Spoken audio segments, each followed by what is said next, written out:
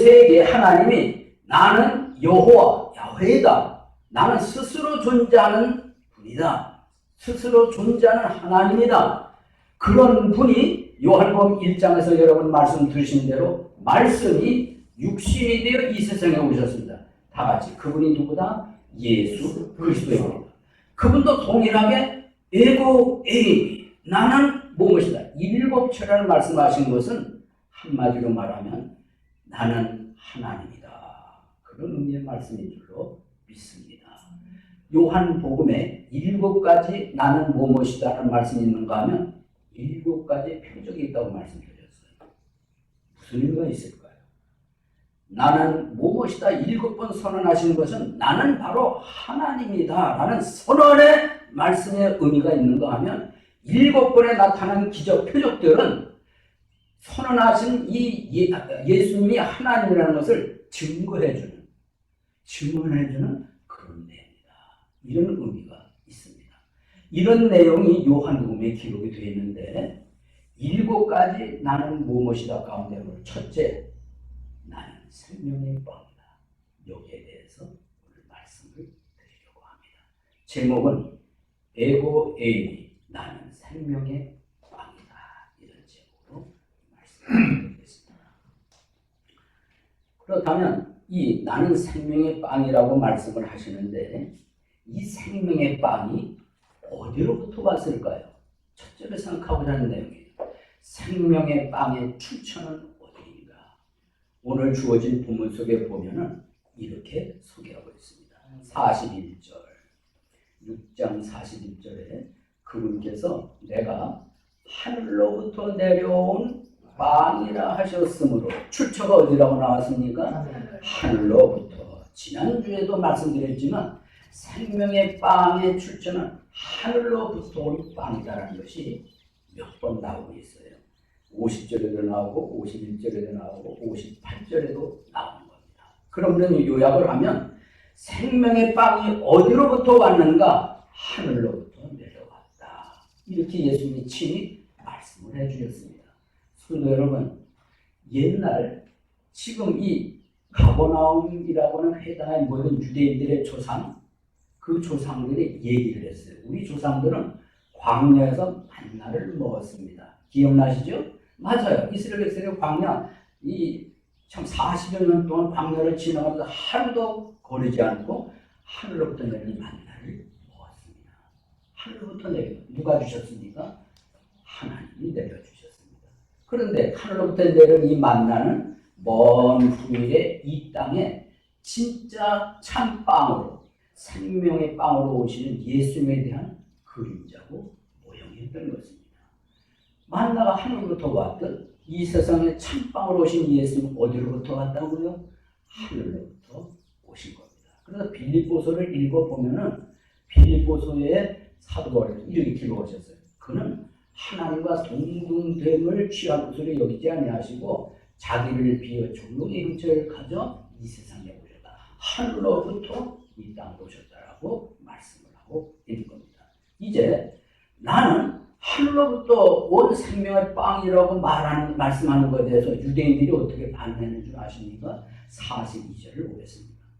이르되 이 사람은 요셉의 아들 예수가 아니냐? 그의 아버지와 어머니를 우리가 아는데 어찌 그가 말하기를 내가 하늘로부터 내려왔다 하느냐? 예수님은 하늘로부터 왔다고 이야기를 하는데 이 말을 듣고 유대인들이 서로 수군거리는 거예요. 아니, 이 사람은 요셉의 아들 예수가 아니냐? 아버지를 알고 어머니를 우리가 아는데 아니 어떻게 하늘로부터 왔다고 하느냐? 자기들끼리 수군거리고 있었다고 합니다. 여러분은 어떻게 생각하세요? 여러분은 어떻게 생각하십니까? 나는 생명의 빵으로 하늘로부터 내려왔다. 당시 유대인들은 그걸 못 믿는 거예요. 이해를 못하는 거예요. 아니 지가 땅에서 태어났지 하늘로부터 뭐냐. 후보들을 우리가 뻔히 보고 알고 있는데 하늘로부터 왔다고? 도대체가 이해가 안 되는 겁니다. 그러면 우리는 어떻습니까? 이해가 되느냐는 거죠. 이게 무슨 뜻인지.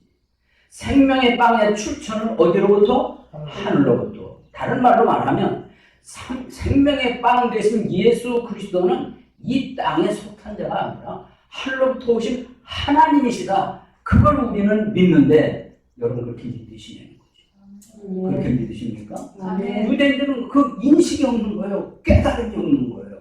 육신의 부모로도 태어나지 하늘로부터 왔다고 이렇게 이해를 못했던 것입니다. 자, 우리가 두 번째로 알아야 될 것, 생명빵의 출처는 하늘로부터예요.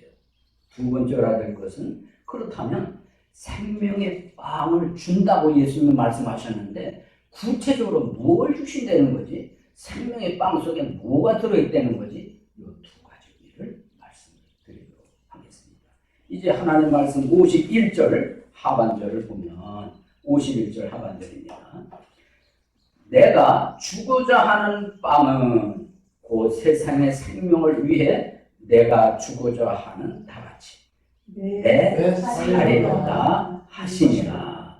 자, 생명의 빵의 구체적 의미, 주고자 하는 구체적 의미, 첫째는 예수님의 살이 되는 거예요. 두 번째는 뭔가 피라고 말씀을 하십니다. 53절을 보겠습니다. 이 예수께서 그들에게 이르시되 진실로 진실로 내가 너희에게 이르노니 너희가 사람의 아들의 살을 먹지 아니하고 그의 피를 마시지 아니하면 너희 속에 생명이 없느니라. 생명의 빵에 두 가지 의미가 들어있다는 거예요. 하나는 예수님의 살이고 다른 하나는 예수님의 피. 살과 피를 주시겠다는 겁니다. 피를 먹고 살을 먹으면 뭐가 된다? 영생을 한다고 말씀을 하신 거예요. 요약을 하겠습니다. 생명의 빵에 담겨진 진실된 두 가지 의미 다 함께 예수님의 살, 예수님의 피입니다. 자, 세 번째로 우리가 알아야 할 것. 그러면 생명의 빵의 두 가지 의미가 살과 피인데 그것이 내게 주어지는 효능이 있도록 할 수단은 뭔가? 우리 오늘의 주어진 본문을 자세히 읽어보고 또 읽어보면 먹는다, 마신다 이런 단어가 자그마치 13번이나 나와요. 왜 이렇게 자주 말씀하셨을까? 먹는 자는, 마시는 자는, 먹고 마시고 그만큼 이게 중요하기 때문에 말씀을 합니다. 무슨 말씀입니까? 생명의 빵 되시는 예수님의 살, 예수님의 피가 내게 효험이 있도록 하는 수단이 먹고 마시는 거라는 거예요. 그래서 자주 13번이나 말씀을 해주셨다. 그래서 우리 그 다음 절 하나 더 보도록 하겠습니다. 54절 누구든지 내 살을 먹고 내 피를 마시는 자에게는 영원한 생명이 있나니 마지막 날에 내가 그를 일으키리라. 내 살은 참으로 양식이요 내 피는 참으로 음료이니. 성도 여러분, 요약합니다.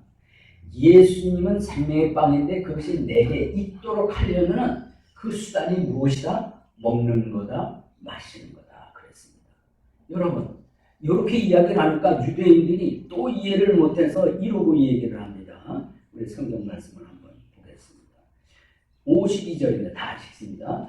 이러므로 유대인들이 자기들끼리 다투며 이로써 이 사람이 어찌 능히 자기 살을 우리에게 주어 먹게 하겠느냐. 첫 번째는 하늘로부터 왔다고 하니까 그게 인식이 안 되고 이해가 안 되는데, 두 번째는 예수님이 말씀하시는 내 살을 먹고 내 피를 마셔야 된다고 하니까 서로 다투는 거예요. 자기들끼리 수근수근하면서 다투는 내용이 뭐냐? 아니, 이 사람이 어떻게 자기 살을 우리에게 주어서 먹게 하지? 어떻게 자기 피를 우리에게 마시게 하지? 자기들끼리 다투면서 수근거렸다. 이런 내용입니다.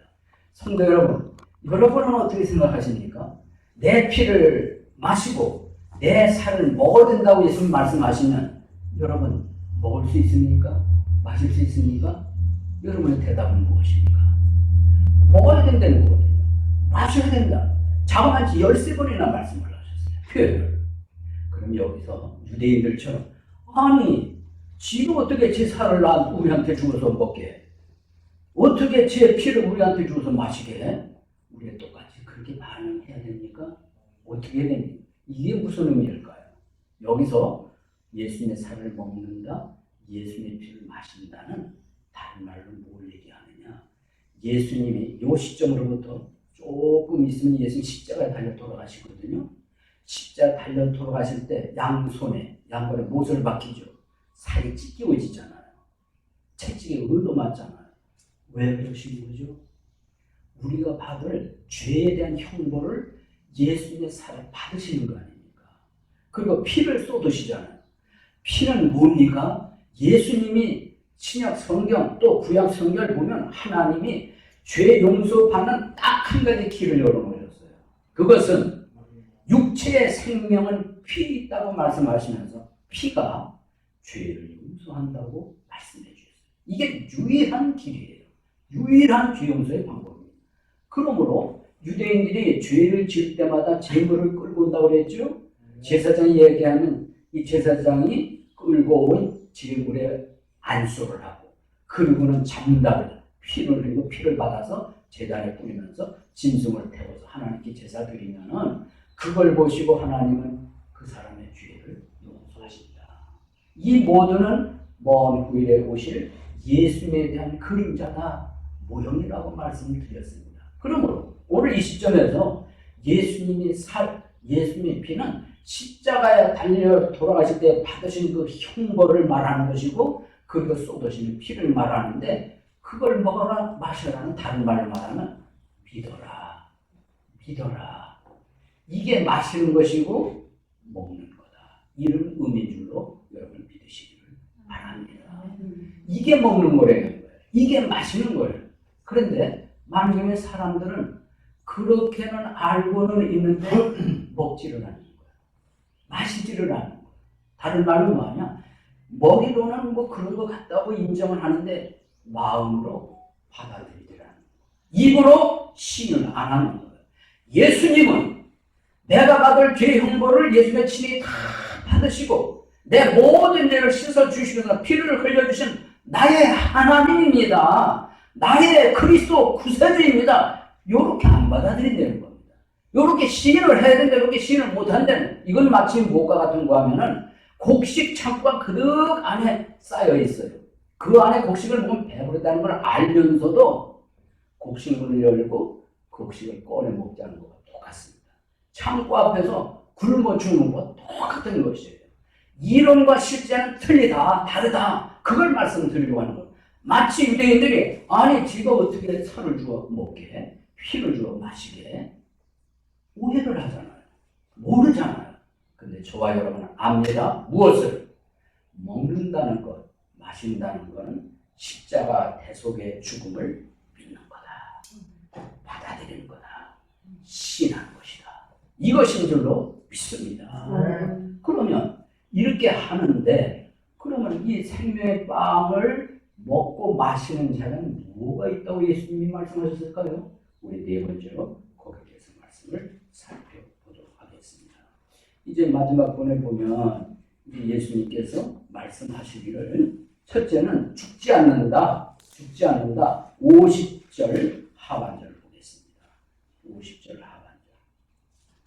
이것은 하늘로부터 내려오는 빵이므로 사람이 그것을 뭐하면? 먹으면, 믿으면, 그 다음 여러분 읽으십시오. 죽지 아니하리라. 51절도 보면 나는 하늘로부터 내려온 살아있는 빵이니 사람이 이 빵을 어떻게 하면? 먹으면, 믿으면, 받아들이면, 신하면, 이런 의미인 거예요. 영원히 살리라 라고 말씀하고 있는 것입니다. 그러므로 생명의 빵을 먹으면 무엇이 이루어지는가? 세 가지가 이루어집니다. 그 중에 하나는 죽지 않는다, 영원히 산다는 첫 번째가 있고, 두 번째는 뭐냐? 주님 안에 거하고 주님은 내 안에 거하신다. 56절에서 말씀하고 있습니다. 내 살을 먹고 내 피를 마시는 자는 다 같이 내 안에 거하고 나도 그 안에 거하느니라. 이게 무슨 소리냐면 예수님의 살, 예수님의 피를 먹고 마시면, 즉 믿으면 예수님은 내 안에, 나는 주님 안에 있게 된다. 연합의 의미의 말씀이 되는 겁니다. 정리합니다. 생명의 빵을 먹으면 첫째로 뭐가 있다? 영생을 얻는다. 두 번째 뭐다? 주님과 연합을 이룬다. 그 다음에 세 번째가 있습니다. 생명의 빵을 먹으면 어떻게 되는가? 그 다음에 말씀하신 것은 뭐냐면 44절이에요. 44절. 나를 보내신 아버지가 이끌지 아니하시면 아무도 내게 올 수 없으면 내게 오는 그를 다 같이 마지막 날에 내가 일으키리라. 이거예요. 마지막 날에 부활시켜 주신다. 생명의 빵을 먹는 사람. 부활은 육체적 부활을 얘기하는 겁니다. 성도 여러분, 이거를 이해를 하십시다. 사람은 영과 혼과 육으로 되어 있어요. 그런데 생명의 빵을 먹으면 영생을 얻는데 뭐가 영생을 얻는 건가? 영과 혼이. 육체는 아직은 아니에요. 육체는 그럼 언제 구원을 받나? 마지막 날에 예수님이 재림하실 때 썩지 않는 호련히 순식간에 변화되거든요. 죽었던 자가 장사 진행가 됐던 자가 그래서 공중으로 들림받는 것이고, 살아있는 사람은 어떻게 되나? 살아있을 때 순식간에 역시 변화가 되어서 마치 예수님의 몸처럼 변화돼서 공중으로 들림받는다. 휴거라고 하잖아요. 이때에서 비로소 영과 혼과 몸이 전체가 다 완벽해서 구원을 받는다. 영생을 주게 된다. 이러한 내용의 말씀인 줄로 믿습니다. 네. 성도 여러분, 이것이 오늘의 핵심적인 내용의 말씀인 거예요. 정리를 합니다. 생명빵의 출처 어디로부터 오셨는가? 하나로부터 오셨다. 생명의 빵을 주신다고 하는데 뭘 주신다는 것인가? 예수님의 살, 예수님의 살을 주신다고 했어요. 그럼 그것이 내게 효능이 있도록 내가 먹을 수 있도록 하는 수다. 그러니까 그건 뭐냐? 믿는 거라고 했어요. 예수님의 십자가에 죽으심, 부활하심, 의심 없이 믿는 거, 신하는 거라고 했어요. 여러분, 놀랍게도 그렇게 하는 사람이 있는가 하면 아는데도 그렇게 못하는 사람도 있어요. 그런 사람은 영생을 못하는 겁니다. 제가 말씀드린 것처럼 곡식 창고 가득한 앞에서 굶어 죽는 사람과 똑같은 것이다. 이런 의미가 되는 겁니다. 그러면 생명의 빵을 먹은 사람에게 예수님께서 직접 하신 세 가지. 영생을 얻는다. 두 번째는 주님과 연합을 이룬다. 세 번째는 육체적 부활이 있다. 그런 내용인 겁니다. 오늘 말씀을 이제 다 들으신 거예요. 그러면 이제 그 전부터 알고 있었고 이 시간도 마음에 믿고 있으면 그러면 이 말씀에 의미가 없어요. 이 말씀 이렇게 알고 계시면 자, 중요한 것이 뭐냐? 그럼 나는 예수님의 살을 먹었나? 예수님의 피를 마셨나? 이게 중요하잖아요. 그렇죠? 만약에 여기에 대한 확신이 없으면 먹어야 되는 거거든요. 마셔야 되지 않습니까? 맞습니까? 네. 그래서 저는 여러분에게 질문을 드리고자 하는 게 이겁니다. 이렇게 중요한 말씀이 있는데 여러분 예수님의 살, 피를 먹고 마셨습니까? 아멘. 그런 사람은 그럼 어떻게 살아야 됩니까? 그런 사람은 어떻게 살아야 되냐? 이 먹고 마신 사람은 그거를 이제 진짜 말씀드리려고 하는 거예요. 자, 먹고 마신 사람은 영생을 얻은 사람이고 주님과 연합을 이룬 사람이고 이제 소망이 육체적 부활을 기다리고 있는데 이런 사람이 그렇게 될 때까지 어떻게 살아야 되는가? 뭘 하면서 살아야 되는가? 이게 굉장히 중요한 겁니다. 크게 두 가지를 말씀드리려고 하는데 그 중에 하나는 뭐냐면은 주님과의 연합을 이룬 그 측면에서 그런 사람은 이 세상 사는 동안에 드러내야 되는 특징들이 있다는 거예요. 생명의 빵을 먹은 사람이 드러내야 되는 특징들이 있다는 거예요. 그 특징들을 사도 요한이 요한복음만 기록한 것이 아니라 요한 1, 2, 3서도 기록했고 요한계시록도 기록했습니다. 특히 요한 1서를 읽어보면 주님과 연합을 이룬 사람, 생명의 빵을 먹은 사람이 이 땅에 사는 동안 드러내야 되는 특징들을 아주 세밀하게 말씀을 해주셨어요. 바로 거기에 저도 해당이 되고 여러분이 해당이 되는 것 찾아보겠습니다. 요한 1서. 요한 1서로 갑니다. 요한 1서 2장 말씀. 신약 442면에 기록이 되어 있습니다. 442면. 찾으셨습니까? 요한 1서 2장 우리 3절부터 말씀을 보겠습니다. 또 우리가 그 그분의 명령들을 지키면 이로써 우리가 그분을 아는 줄 우리가 아느니라. 내가 그분을 아노라 하면서 그분의 명령들을 지키지 아니하는 자는 뭐 하는 자요? 거짓말하는 자요. 진리가 그 속에 있지 아니하되 누구든지 그분의 말씀을 지키면 그 사람 안에서 참으로 하나님의 사랑이 완전하게 되었나니 이로써 우리가 그분 안에 있는 줄 우리가 아느니라. 6절 나같이 자기가 그분 안에 거한다고 말하는 자는 그분께서 걸은 것 같이 스스로 또한 그렇게 걸어야 할지니라.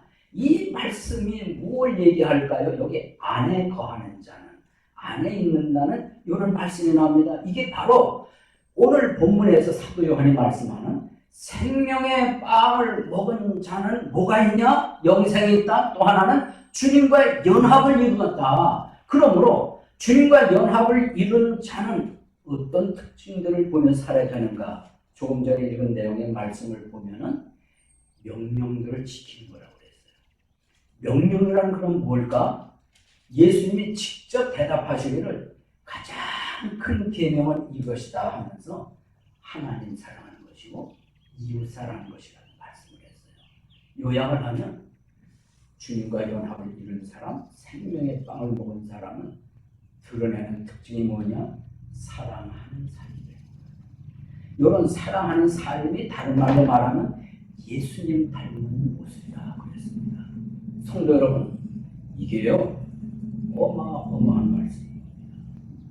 여러분 대답하셨지요? 믿고 계시지요? 난 생명의 빵을 먹었다.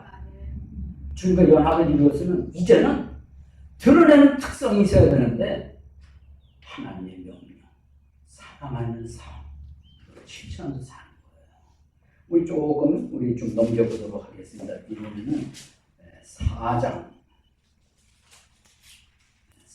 말씀 거기에 보면은 13절부터 보겠습니다. 4장 13. 그분께서 자신의 영으로부터 우리에게 주셨으므로 이로써 우리가 그분 안에 뭐하고 거하고 그분께서 우리 안에 뭐 하시는 줄 거하시는 줄 우리가 아느니라. 이게 뭐냐? 오늘 본문에서 얘기했던 생명의 빵을 먹은 사람은 주님과 연합을 이루었다. 그 위의 말씀인데 드러낸 특성이 뭐냐? 14절. 아버지께서 아들을 세상의 구원자로 보내신 것을 우리가 보았고 증언하노니 예수님께서 하나님의 아들이심을 시인할 자가 누구든지 하나님께서 그 안에 거하시고 그도 하나님 안에 거하느니라. 16절 함께 있습니다. 우리를 향해 하나님이 가지고 계신 사랑을 우리가 알았고 또 믿었나니 하나님은 사랑이시므로 사랑 안에 거하는 자는 하나님 안에 거하고 하나님도 그 안에 거하시느니라. 이제 지금부터 제가 있습니다. 19절 이하입니다. 우리가 그분을 사랑하면 그분께서 먼저 우리를 사랑하셨기 때문이라. 어떤 사람이 나는 하나님을 사랑하노라 하고 자기 형제를 미워하면 그는 거짓말하는 자니 자기가 본 자기 형제를 사랑하지 아니하는 자가 어찌 자기가 보지 못한 하나님을 사랑할 수 있으리요? 다 같이 21절. 하나님을 사랑하는 자는 또한 자기 형제를 사랑하라는 이 명령을 우리가 그분께 받았느니라. 아멘. 어마어마한 말씀이죠. 내가 하나님을 사랑한다고 말을 한다면 생명의 빵을 먹었다고 한다면 그게 주님과 연합을 이룬 건데 그러면 그 특성이 드러나야 된다. 뭐냐? 사랑의 삶인데 여기는 구체적으로 언급을 했어요. 형제를 사랑할 줄 알아라. 우리의 형제는 누구입니까? 오늘날 우리에게서 내 형제는 누구입니까? 우리 이웃일 수도 있고 내 남편일 수도 있고 내 아내일 수도 있어요. 내 자녀일 수도 있고 그런가 하면 교회 안에 형제요 자매일 수도 있습니다. 이런 형제의 사랑을 나타내는 게 뭐냐? 아, 그 사람은 주님 안에 있다. 주님은 그 안에 계시다. 바로 그것을 드러내는 특성이 되는 겁니다. 그러므로 나 하나님 사랑한다고 하는데 실제로 삶을 보니까 미워하고 있는 거예요. 그러면 이 특성을 어떻게 보일 거냐는 거예요. 보이는 형제를 사랑 못하면서 보이지는 하나님을 사랑한다고? 그건 거짓말이에요. 어마어마한 말씀입니다. 이거는 이 말씀은 누구든지 죄가 없어요. 사실 우리는 나에게 손해를 끼치는 사람, 나에게 참 억울함을 끼치는 사람, 우리 삶 속에서 정말 어렵게 하는 사람은 우리의 본성이 뭐냐면 미워하기. 그럼 우리는 본성대로 사는 사람인가? 아니라는 거죠. 우리는 생명의 빵을 먹은 사람이기 때문에 우리 안에 예수님의 영이 계시기 때문에 우리 새로운 삶으로 살아야 되는데 그게 뭐냐? 하나님의 명령인 사랑을 실천하는 사람인데 말과 혀가 아니고 행함과 진심으로 나타나야 된다. 그런데 오늘 많은 경우에 저를 포함해서 그리스도인이라는 말을 하고 내가 생명의 빵을 먹었다 하면서도 눈에 보이는 형제, 눈에 보이는 자를 미워하는 거예요. 여기에 대해서 우리가 회개해야 돼요. 어제 그랬다면 오늘은 그러지 말아야 돼요. 오늘 그랬다면 내일부터는 바꿔야 되는 거예요. 어떻게? 사랑하는 삶을 사는 거예요. 사랑 못한다고요? 하나님은 나를 사랑을 생각하고, 그죠? 나 같은 사람을 사랑을 기억을 하고 그 다음에는 하나님이 알아서 처리하시고 하나님께 맡겨버리고 나는 주님 말씀대로 사랑하는 자세를 가져야 하는 것이 마땅한 줄로 믿습니다. 이게 누가 할 일인가? 생명의 빵을 먹은 사람이 할 일이라는 겁니다. 보이는 특성이라는 겁니다. 믿으면 아멘. 두 번째로 우리 성경에서 우리에게 말씀해 주시는 것은 뭐냐면 이제 요한복음에서 찾아보겠어요. 요한복음 15장으로 가겠습니다. 요한복음 15장.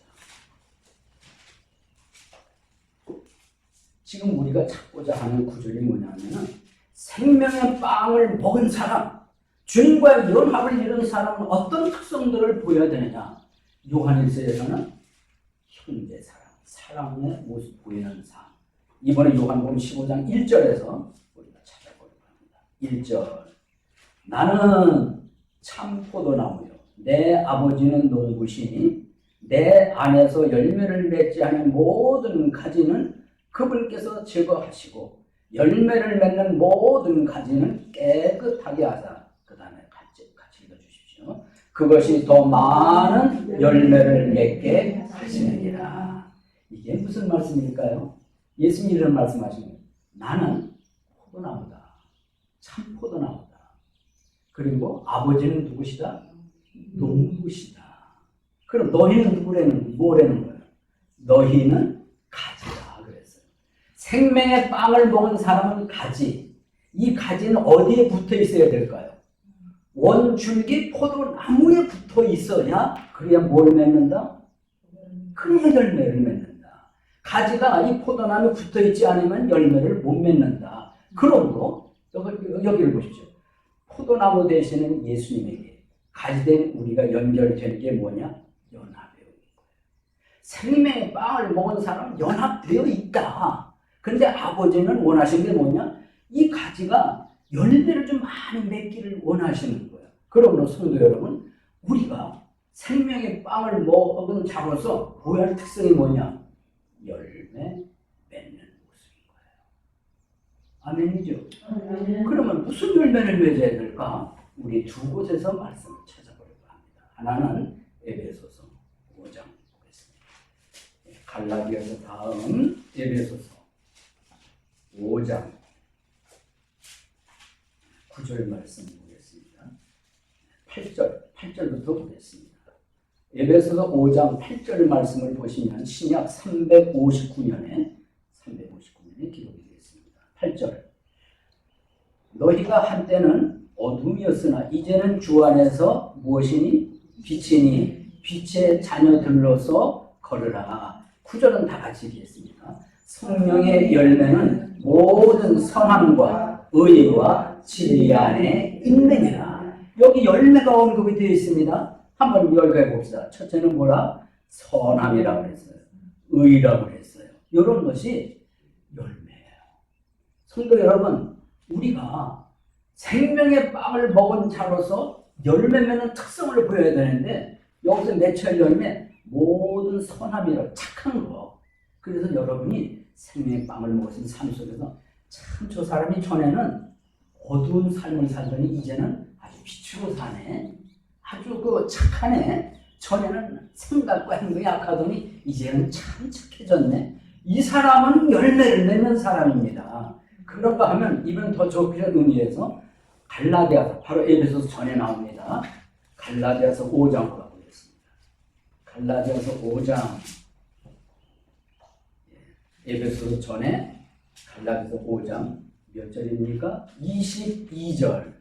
5장 22절. 갈라디아서 5장 22절에 그러나 성령의 열매는 사랑과 기쁨과 화평과 오래 참음과 부드러움과 선함과 믿음과 온유와 절제니 이 같은 것을 대적할 법이 없느니라 그랬습니다. 성도 여러분, 우리가 생명의 빵을 먹었으면은 열매를 맺는 모습을 보여야 되고 열매를 맺어야 되는데 무슨 열매를 맺어야 할까? 갈라디아서 5장 22절 처음에 나오는 게 무슨 열매예요? 사랑의 열매입니다. 기쁨의 열매예요. 그리고 화평의 열매예요. 예수님을 알기 전 생명의 빵을 먹기 전에는 내가 가는 곳마다 불화가 일어나. 시비를 걸어. 다툼이 일어나. 근데 그 사람이 생명의 빵을 먹었는데 변화가 되는 거예요. 내가 가는 곳에 불화가 화평이 일어나. 화목된 분위기가 일어나. 이 사람은 열매 맺는 사람인 줄로 믿습니다.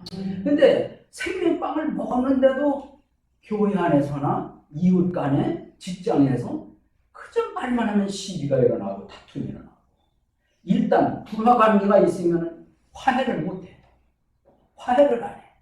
계속 원수지간을 먹어. 이런 사람은 생명의 빵을 먹었다 하는 증거가 된 열매를 못 드러내는 거예요.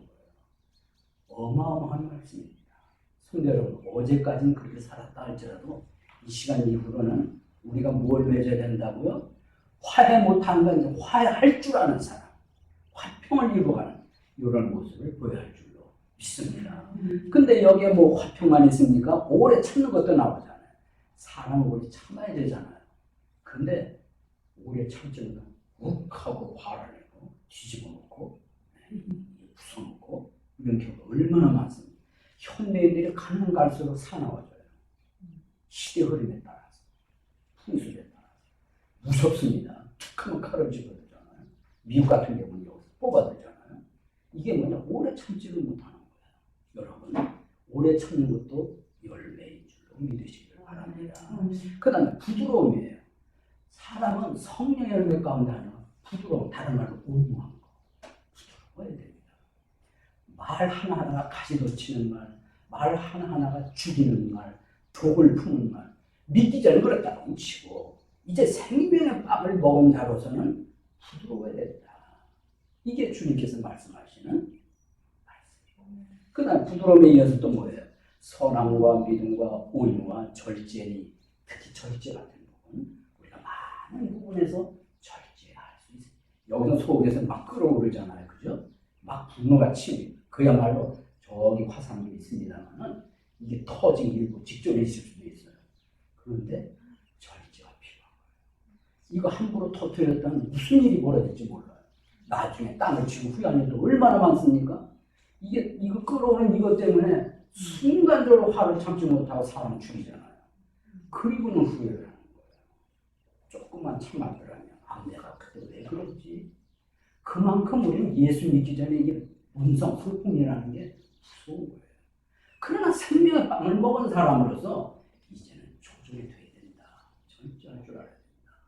성도 여러분 마음에 아멘이 되십니까? 아멘. 그래서 요약을 합니다. 그렇다면 오늘 요한복음에서 우리에게 주어주시는 귀한 말씀이 있어요. 생명의 빵 출처는 거 알았어요.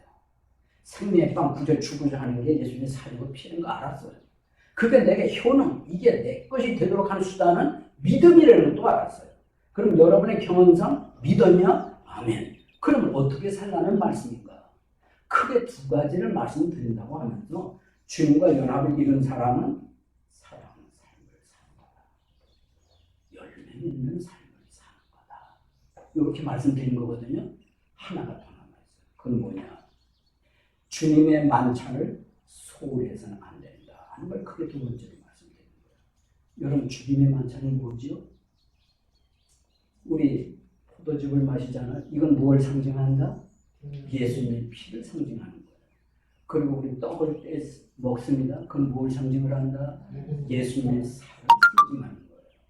예수님이 말씀하셨어요. 내 살을 먹어라. 내 피를 마셔라. 그래서 우리는 마셨습니다. 믿었습니다. 구원을 받았습니다. 주님과 연합을 이루었습니다. 그럼에도 불구하고 예수님은 십자가에 달려 돌아가시기 전에 우리에게 남기시고 부탁하신 게 뭐냐 하면 너희가 이 만찬을 내가 다시 올 때까지 해라. 이렇게 당부하고 떠나셨습니다. 그래서 교회에서는 주의 만찬을 갖는 이유가 거기 있습니다. 이 주의 만찬에 참여하신 사람이 누구일까요? 주님의 살과 피를 먹고 마신 사람. 다시 말하면 믿어서 구원받은 사람이 참여할 수가 있습니다. 그러면 주의 만찬에 참여해서 주님의 살을 상징하는 떡을 뗄 때, 피를 상징하는 잔을 마실 때 그게 무슨 의미가 있는가? 예수님이 날 위해 십자가에 달려 돌아가시고 피 흘리시고 살찌기신 것을 기념하는 거예요. 기억하는 거예요. 우리는 구원받았다고 할지라도 세상 흐름 속에서 이것이 의미가 약해지기 쉬워요. 주의 만찬을 가지면 자꾸 되살리고 기념을 함을 통해서 의미를 마음속에 되새기는 이런 의미가 있는 거예요. 그러므로 앞으로 여러분 우리 교회에서 주의 만찬이 있다고 그러면 누구만 참석하는 것이 아니라 여러분 바쁜 사정이 있더라도 어쨌든 시간을 내서 그 시간에 꼭 참여하시기를 바랍니다. 그렇게 결심하시겠습니까? 꼭 참여하셔야 돼요. 왜? 거기에 오늘의 말씀은 생명의 빵을 예수님이 앞으로 이것을 행함으로 기념하라, 기억하라 라고 말씀하셨기 때문에 주의 만찬에 살과 피를 먹고 마시는 두 번째 의미가 뭐냐? 연합의 의미가 거기서 나오는 거예요. 여러분 빵을 들 때 한 동씩 이렇게 떼거든요. 바로 우리는 예수님께 연합된 서로가 다 지체된 사람들이다. 이런 의미를 보여주는 겁니다. 그러므로 주님과 연합, 성도 상을 서로 지체되어 있다는 걸 살려주는 의미이기 때문에 그 시간에 꼭 할 수 있기를 바랍니다. 주의 만찬은 우리에게서 가질 때 적어도 한두 주 전에 광고를 합니다. 그럼 그때는 미리 시간을 준비해 주시고 기도로 준비하셨다가 그 시간에 정말 경건한 마음으로 예수님의 살과 피를 기념하는 시간에 참여할 수 있기를 바랍니다. 이제 요약을 하겠습니다. 오늘 들으신 말씀이 생명의 빵, 에고 에이미, 나는 생명의 빵이다. 그래서 어쨌다는 말씀입니까?